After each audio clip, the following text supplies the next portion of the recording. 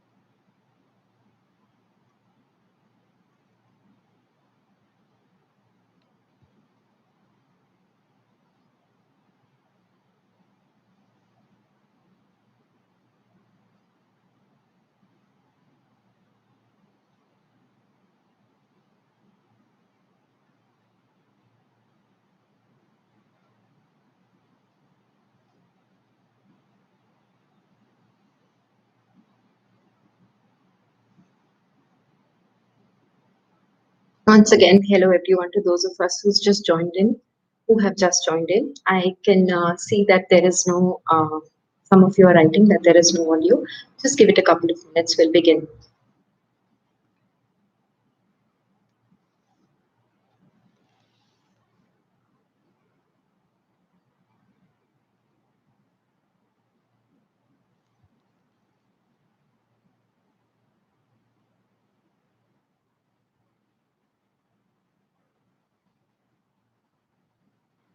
Hello everyone, a very good morning to all of you. And I would like to begin by thanking first the honorable members of the Indian Accounting Association. And a special thanks to Dr. Arvind Lohar, Dr. Senay Bhole, and Dr. Nishikant Jha for providing me with this platform to have this discussion. I sincerely hope that you're all doing well and staying safe in this unprecedented and unusual circumstances that we have been facing. And even though the lockdown has imposed so many restrictions on us, we have actually opened up to new methods of teaching, to new methods of learning, imparting education. And the very fact that we are on this virtual platform is actually a testament to the fact that as a community, as a society, we can not only adopt, but also adapt, or maybe not only adapt, but also adopt the various stimuli that comes our way. So let me begin by introducing myself a little bit. My 11 years of teaching experience, I have been fortunate enough to have it over a wide geographic footprint and have the privilege to being associated with learners that are of varied age groups and a wide spectrum of cultural backgrounds. So I realized that the concepts or the commercial concepts that I studied as a student could be modified and applied during the delivery of my lectures in such a way that I could create not only meet my objectives, create more impact, and stay relevant, address the challenges, and leverage the opportunities that we had. So, keeping that in mind, the concept that we are going through to look today or going to be studying today is that of consumer behavior. And we'll begin by discuss the points that we're going to be discussing today. I'm assuming you all have the presentation that's sent to you. Feel free to go through the presentation and any questions that you have, we will be sure to address them later after the session is completed. So, to begin with, we are going to discuss who is a consumer. What is the difference between consumer and customer in the education sector, higher education sector? Why do we need to understand the consumer behavior? What are the factors that affect the consumer behavior? Wherein, what are the challenges that arise? Therein, the opportunities that we can utilize, and how we can reconfigure our role as educators to ensure that we deliver better, to ensure that the learning objectives are met. And finally, I shall be sharing some real life examples with you, which I hope to clarify the strategy and the tactics that we can use. So let's begin with who is our consumer, or rather, who is a consumer. In basic terms, consumer is any individual that consumes the product. This product could be either a service, it could either be a physical good that you can touch, see, and these consumers may or may not pay for the product. To give you an example, take baby food. The parent buys the baby food, but it's actually consumed by the infant or the child. And the consumer will continue to be affected by certain factors which are there not only before but during and post the purchase process. So, for example, if the parent buys the baby food and the child enjoys the flavor or the taste of it, the the parent goes again and buys it. It's the reinforced in his mind. So, same in consumers across the board, you will find that if we like a particular product or if we are satisfied with a particular product, we adapt to it. We start actually consuming it, and we come back to it over and over again. Now let's move on to consumer versus customer in the higher education sector. For us, the consumer is a student. And yes, we have many a debate that goes about, but I think one thing we can all agree on that we as faculties, as teachers, are facilitators. We deal with various stakeholders across the board, but a consumer still stays a student. He's the one who consumes the product that we are giving him. He is the one who directly benefits from it. Majority of the times, he might not pay for it, but still, the benefit that he derives is direct from the product. Customers, on the other hand, are parents, can be institutions, can be society also, government in certain cases. They majority of them pay for the product, but the benefit is not direct to them. Yes, eventually the consumers who gain benefit out of the product that they consume, they will bring about a change in the society or do something for the betterment of the society. But the direct benefit does not come to the customers. It's actually in an indirect manner. Now we need to understand why is there a need to study or why is there a need to understand our students' behavior. Our consumers are our students. The education sector is very unique and there is a tendency to have a utopian outlook to it. In spite of that, there are certain common underlying factors of consumer behavior, the factors that affect consumer behaviors, that is similar across board. And when you look at those other sectors where there are certain strategies and tactics that you use, which were utilized in such a manner that they brought about a benefit towards the consumers, we will try and adopt those strategies in such a way that we can benefit our consumers. By studying the dynamics of the behavior of consumers, we are in a better position, we are better placed to deliver our lectures, to maybe modify the content in such a way that we can have a everlasting impact or reach more benefits. Basically, we'll be able to create more engaged learners when we go forward in our and meet our learning objectives, obviously. Now, and lastly, the strategies and tactics that were used in a manner that gave better results, we will try and adopt them to us as well. So let's begin by first understanding what are these factors that affect the student behavior and how can we learn from them. Since we know what they are, we will understand what they are, and then we go ahead and try and see the kind of changes in delivery mechanism or the changes in the maybe not the content but the methodology in such a way that they understand it better. So the factors that are affecting the student behavior are of two, can be broadly divided into two categories. One is the internal factors and the other is the external factors. Internal factors are personal, psychological in nature. External factors are cultural, social, the external background that the student is exposed to. In the internal factors, the personal factors, personality is a very important factor. What is personality? It's a basic characteristic of an individual. Differs. It reflects an individual behavior, how they respond to stress, what is their emotional reaction, how they are able to perform under pressure, how they are able to absorb things. So personality has a very big impact on internal. Personality has a very big impact on the consumer behavior. Apart from that, age, education, the income, the profession, not only from where they come from, but where they aspire to be. That makes a lot of difference. Changes in the personality as well. In the psychological factors, we begin with beliefs and attitudes. Attitudes is the tendency to react to a particular situation. It could be either positive or otherwise. Now, this is affected, or this basically depends upon the belief. A positive attitude, a more open-minded attitude, uh, will have bearing on not only the perception but also motivation and learning. What is perception? Perception is the way we regard things, or the consumer regards things, the way the consumer interprets things. One single concept could be perceived by different individuals at different points of time.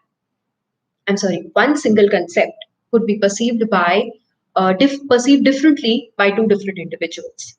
So perception is linked to the attitude. It's also linked to the internal factors that are there. But this perception also, when you understand it, you will be able to modify your lecture delivery in such a way that you can present it in such a way that they perceive it better. Next comes motivation. This is the intrinsic drive within any consumer, within any student, that basically drives them to achieve a particular thing or not to achieve a particular. And learning is a concept that's learning is something that's ongoing. It's continuously. It could be unconscious. It could be after you've been exposed to a particular stimuli. Eventually, it leads to change in behavior. Now, this change in behavior is also long term. And so these basically tie up as a psychological factors, and each of them has an impact. They are symbiotic in relationship. The nature is symbiotic. And then we move on to cultural factors. Culture. Peter Drucker, the management guru, once said, "Culture eats strategy for breakfast." And he couldn't have said it better. The, the best of strategies, the most amazing strategies that people have created will fail miserably if we do not take into account the cultural factors that are prevalent in a particular place, geographical location. These could be not just the surrounding things, but could be small things like subculture, the age, the gender, etc., etc. And you have to understand that cultural biasness, cultural the preconceived notions that a learner comes with on account of being exposed to a certain culture has a big impact, has a massive impact on the way he will gain information from your lecture. To be very honest with you, in our country, it's at least we can see that there are certain professions, there are certain career choices that people will make depending on culture. There are certain places in the country where IAS is something that people look up. There are other places where chartered accountancy. There are other places where science or research is given more preference to. So it doesn't matter what subject we teach. We could be teaching any different subject, but we need to understand where is the what is the cultural implication of the particular group of students that comes to us, so we can accordingly modify the lectures that we will be giving to them so that they're more open towards receiving that. We also have social factors here. In that, predominantly is reference groups. Reference groups could be one individual or a group of people that the student in this case takes as a point of comparison or refers to, either wants to be like that, hopes to be like that, or whatever is said by them, it affects them, not interferes, I'm sorry, it affects them. Family is a reference group, peers are a reference group. And with the fact that these factors are not only interplaying, they have also a impact on a daily basis. And these are not stagnant. They continue to change. And sometimes we can bring about the change over a long period of time. Sometimes that's going on by themselves at their level. So we need to understand that. So these are the key factors that are affecting consumer behavior. Now we need to understand what are the challenges that arise that we are facing currently these times, and what are the opportunities that arise therein. So one of the key challenges, I'm sure, uh, I'm hoping some of you would agree, and I'm sure some of us can identify with, is the generation that we have of 3D learners. They can be disinterested. And again, I reiterate on the point, can be. It's not that they always are. They can be disinterested, they can be disconnected, and they can be distracted. And the current, the scenario around them, whether it's again the internal factors or the external factors, sometimes kind of brings that kind of a pressure on them. So they are encouraged to be disinterested or disconnected or distracted. And their focus is of late usually on instant gratification rather than a solid foundation. So, what is the challenge we face? As soon as the semester is over, the concepts are forgotten. So, you have to go back and reiterate that point again. They might not be able to recall the concepts at all. The focus is on Googling instead of researching. There have been so many cases where if I've given a project to my students, they come cut copy, they Google the topic, the first result that comes in, they'll open that page, they'll cut copy paste without actually reading through it. There are many cases I even have hyperlinks in the printout that they have given to me. So the idea for them is, let's just bind it up. What is this? Let's find the answer. Okay, it looks appealing. Pictures are okay. Let's give it as a project. So in that bargain, they're actually not researching at all. They are not able to build a temperament that asks them to question why not. And this leads to another point. So if I have simple questions in my evaluation pattern, knowledge based question or basic understanding that's to be provided, they're able to handle that. But when it comes to questions like higher order thinking skills or apply it or give justification as to why you chose this particular option, they might give me the option, but they're not able to justify it. Because why? They have not really gone back and researched on it. They've just sort of taken it immediately with the purpose of writing into the exam, and they have moved ahead. So it becomes it's a challenge for us to work on. Again, we as faculties are time bound. There is a semester that is there, semester system. There is a structure based curriculum that we have to follow, and we need to work within those parameters. There is also extracurricular activities. We encourage them, but we need to learn how to draw balance between them. And many a times that balance, if it's not been able to draw, there are challenges that are faced at both ends. And absenteeism is something else that I think you'll identify that we face a lot. On a lighter note, there are times where in certain semesters I have seen some learners in the middle of the semester, fresh faces. I don't even know that they were in my class. They are there for a couple of weeks and all of a sudden they disappear again, and I see them only while writing examinations. So that's another one of the challenges that we face. But the good bit is that within these challenges, we have certain opportunities that are there to address them. We can leverage these opportunities. And one of the opportunity and some of the opportunities are the exposure and access that we have to technology, the affordability, smartphones. We can actually tap that into, or we can actually tap into that. Institutional support is present. Even though there is structure in place, there is a great amount of support at our institutional level, which we can fall back upon. We can look up to people, we can even ask them, can we do this? And that support is provided to us. There is an increased amount of cultural and global exposure on account of social media platforms, on account of just media as well. They are not restricted to a particular area. You can this it's open world for you. You can give them examples. You can figure out what they would like and then work on that. We have an effective feedback mechanism in place, whether it is online forms, whether it is the fact that we are allowing it in class to them for them to be opened up about it, and not just the results that they are doing, not just the exams that they are writing. Even those act as a very effective feedback mechanism, but we have other options of technology in our hands, Google Forms. So we can take the feedback, but the thing is, we need to analyze it. And that analysis is only when we can leverage this opportunity. And above all, as educators, we are here because we are passionate about the whole teaching learning process. And we have it in ourselves to create a desire for them to learn, to go ahead.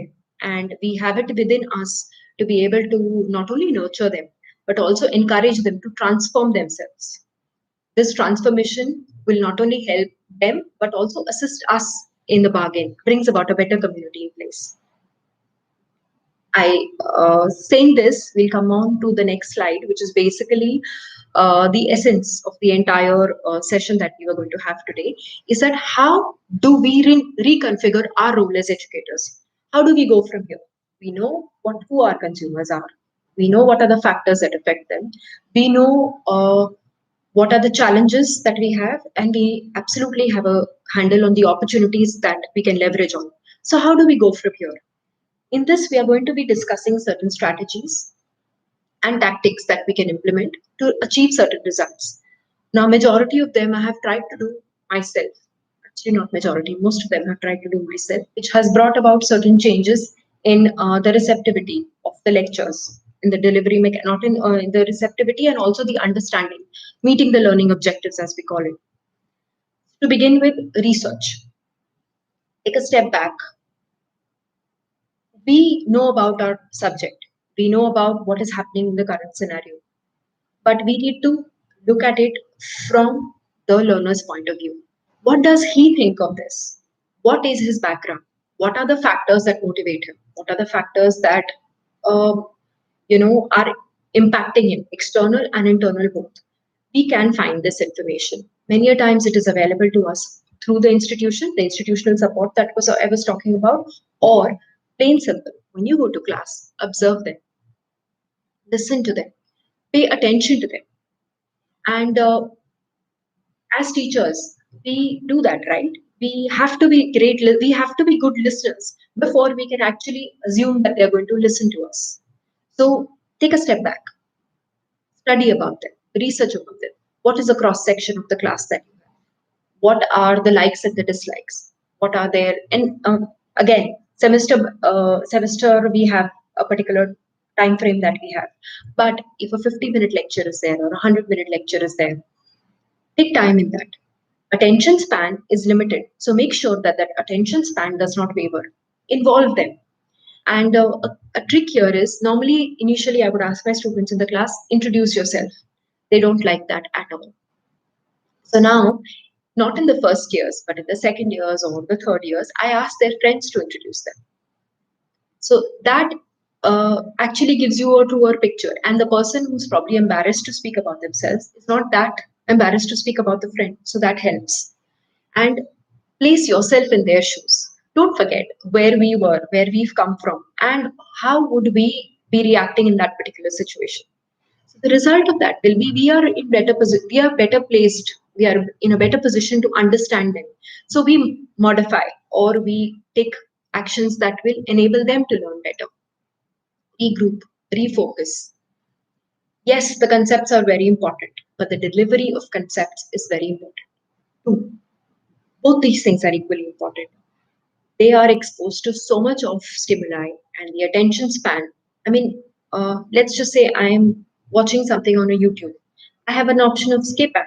It plays just for 5 seconds. That means that somewhere, some marketer or someone who's uploaded that content knows that within 5 seconds, the viewer is going to take a decision whether they are going to be listening to it or they're not going to be listening to it. Put us there, 5 seconds to grab their attention. It's very challenging. So think on those lines, regroup, focus. Don't might not begin with a concept. Begin with a case study instead. Begin with a discussion instead. You know, tweak our lectures. Something that leads to having a positive anchors in their mind. We all can share stories of what we like at a particular point of time or why do we remember that because it's left a positive anchor in my mind, in our minds. So leave that positive anchor in their minds. It is possible to personalize lectures to a certain extent. Of course, personalization by itself, some of you might say, you can't do it one to one. Not one to one, but you have to understand again, there are groups within that cross sect, there are groups within the classroom itself. So cater to some of them. Try and personalize those lectures.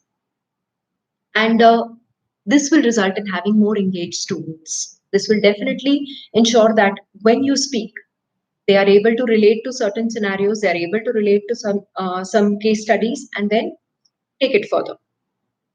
Reinvent, surprise them. There is no harm in that. Give them the unexpected.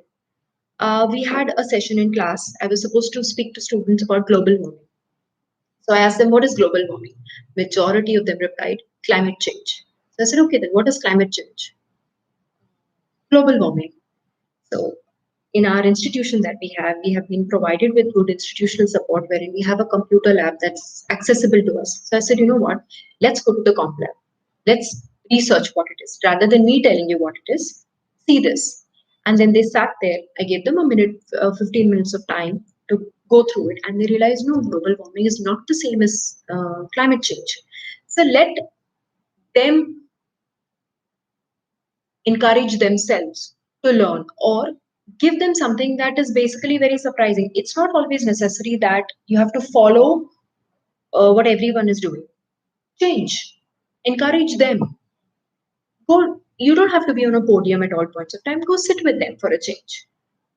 Don't have to have that system of lecture where you are at one point and they are surrounding you, or uh, at that step up on the podium they are constantly looking at ppts. Some of them sleep, some of them don't pay attention. So in surprise them, energize the whole concept of teaching, and reiterate the point continuously in different manners.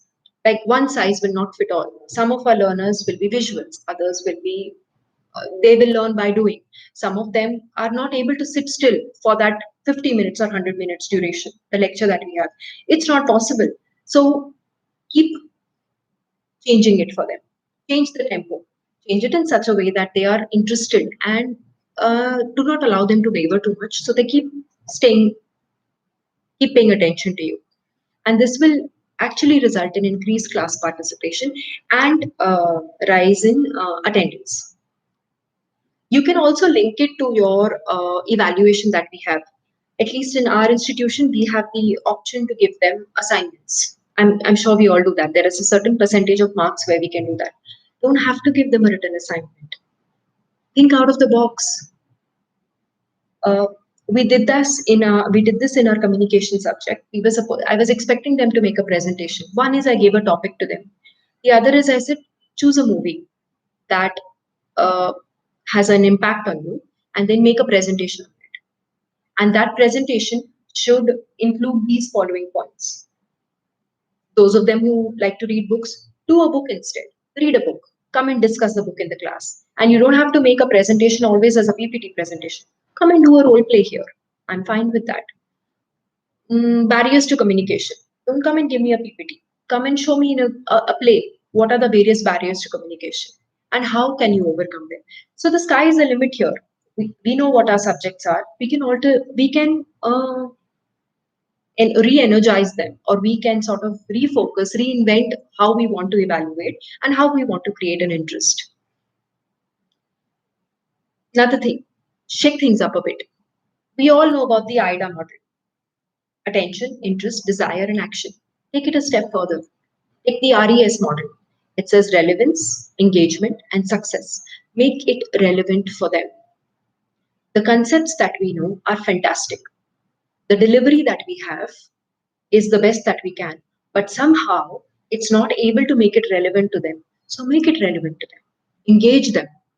Ensure that they are not doing it just because they want a degree. They are doing it because they want to have those concepts in their mind, which they can later utilize in the various aspects of their life. So engage them. Success. And you will find that this actually inculcates the habit of research. They will be better equipped to transition into the professional world. They will be better equipped to hold conversations. We have a discussion in class about the fact that global warming, climate change. Last July, we did this. Lot of rains, lot of times that the flooding was happening, so lectures were not. I sent them video links of certain articles. I'm sorry, not sorry, articles, certain video links that actually showed about how Jakarta is the capital of Indonesia. They're actually planning to move the capital because the city is sinking. And the sinking is not just because of climate factors, play a very important role, but also because of human factors that they are a part of it. So I asked them to study and see, will this be our future some years down the line? And I realized that when you give them something out of the box, not all, but majority of them want to go research on it. And technology gives us that heads up. Yes, we have a short duration in our semester system. Yes, we have targets to meet. Yes, we have syllabuses to complete. Yes, we have question papers to prepare. But take advantage of the technology. You can keep them engaged. And we all know majority of the time they are on that beloved device of theirs. So let's use it to our advantage. So make it relevant for them, engage them, and the success is they're going to be a part of it. And lastly, the pillar is the strategic pillar that we have is re-evaluate everything that we do.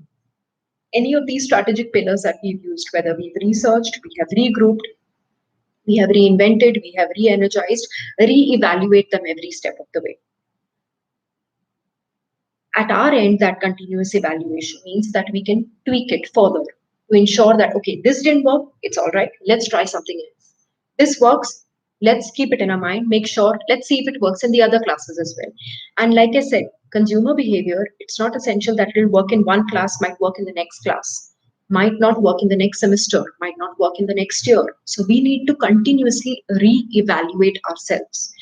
In this way, we will not only be addressing the challenges, but we will be able to leverage the opportunities that are available to us.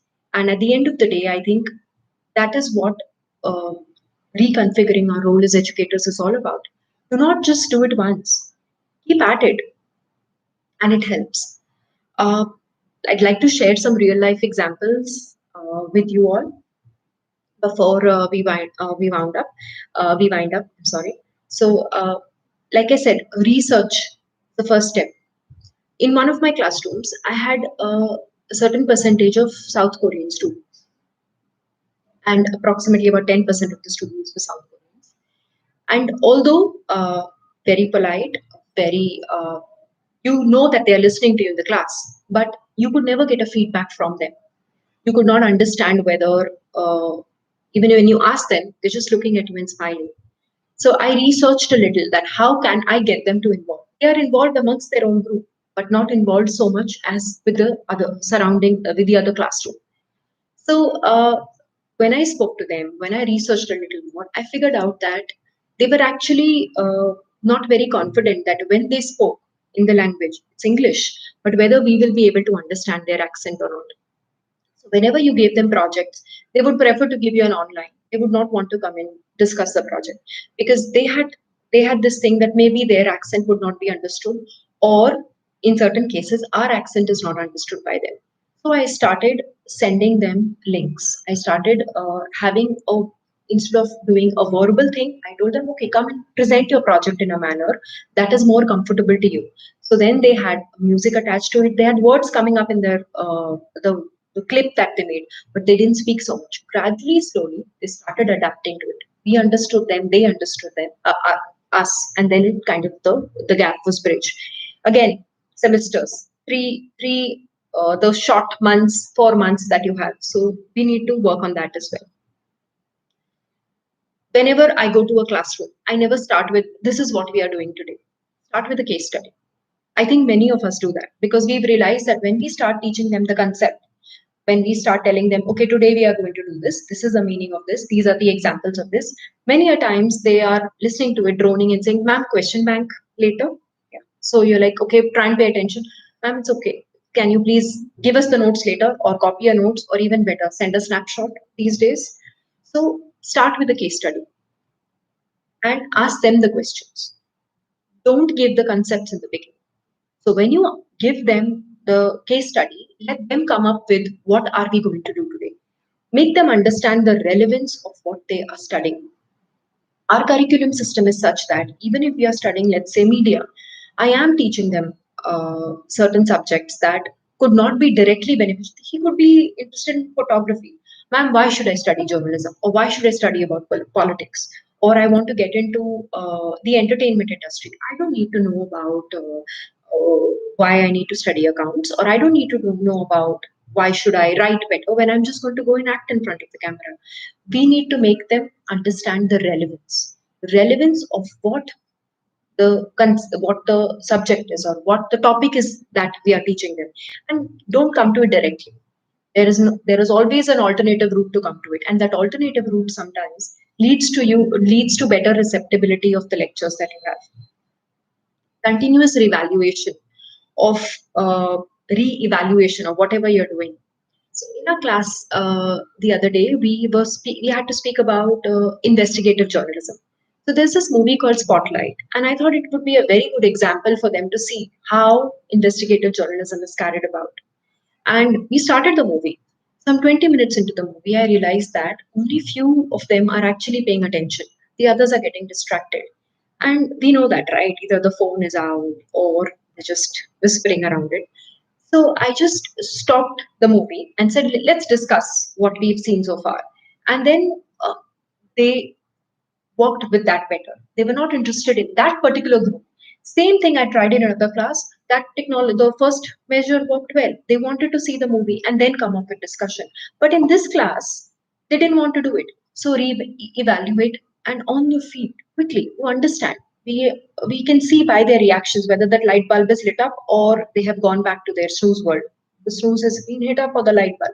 So get them to be involved in that. And send them uh, that message that okay, you are not, this is not something that you are comfortable with. I'm open to change. Let's change this, let's reconfigure it, let me change my modus operandi. And that's how I work on it. And other than that, small examples, whether it is giving a project to them, there are cases where we uh, telling them about a concept about how to make a particular thing, or teaching them with video links. We tell them, go make it, come up with a plan, make a startup, design the whole thing, sell it, tell us how much profit you're on. When you tell them to do it, when you when you engage them, trust me, somehow that learning is not restricted to that particular semester.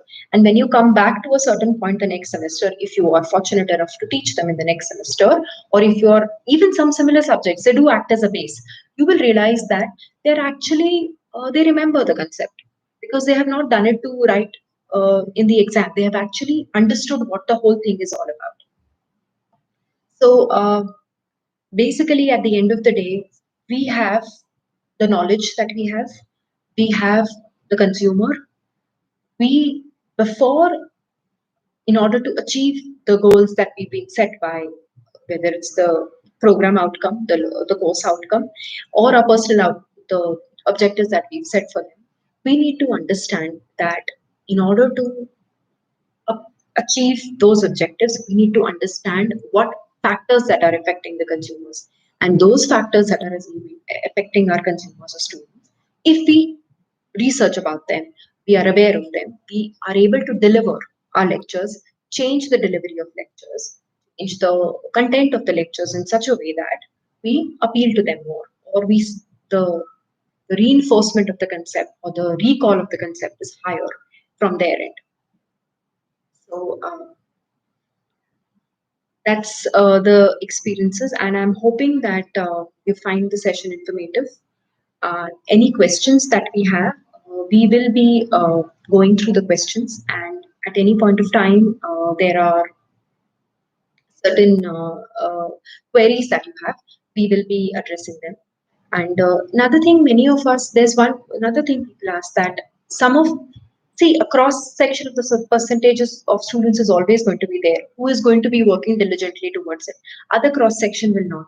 Don't let them go. Just try and involve them. Eventually, somewhere down the line, you will find that there is uh, if not too much, but there is a percentage change. So, that's what it is. And I always tell not only my students, but I tell myself every day, this change is just change. It's not good, it's not bad, it just is. And we need to be able to adapt to it. We need to be able to adopt, we need to be able to adapt. And that's the only way forward. I mean, this COVID-19, if nothing else, has taught us this. We have really, the lockdown is not really a lockdown for us. In fact, it's an opening up. We are going ahead, we are doing things that, and we are preparing ourselves that when we come back, we're going to come back more energized, more positive way, and making sure that we are going to be able to meet the demands of our not only the goals of our education sector, but goals that we're going to be able to overcome for I'm sorry, the goals that we're going to be meeting of our consumers, students as well. So thank you very much. And I will just see if there are any questions. Let me connect with Dr. Chai as well and see if there are any questions that you'll be able to take up.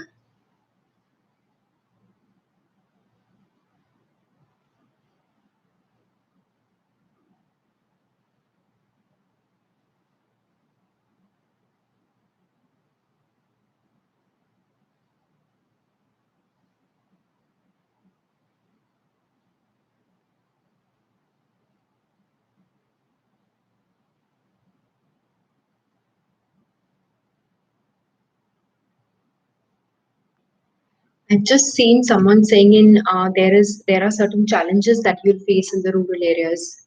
I, while I think the comments are going up very fast. See, we where we are, we know what our strengths are. We need to do that SWOT analysis from our end. We need to see what is going to work for us. And then when we work on those trends, we will be able to find a way.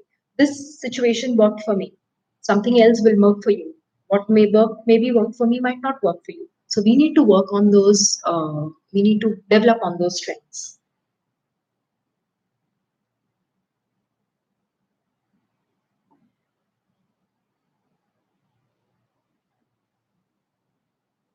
Once again, thank you all for joining in today, and I hope it was informative. And like I said, the questions, I think we will get back to some of them. Thank you. Stay safe. All the best.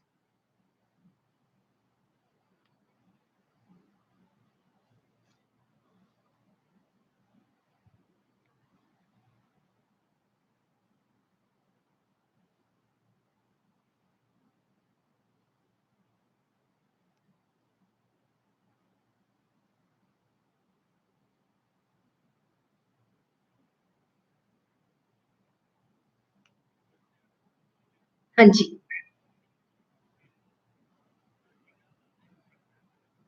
Okay. I will just, so I will not end the session and I will answer that. All right, fair. Thank you.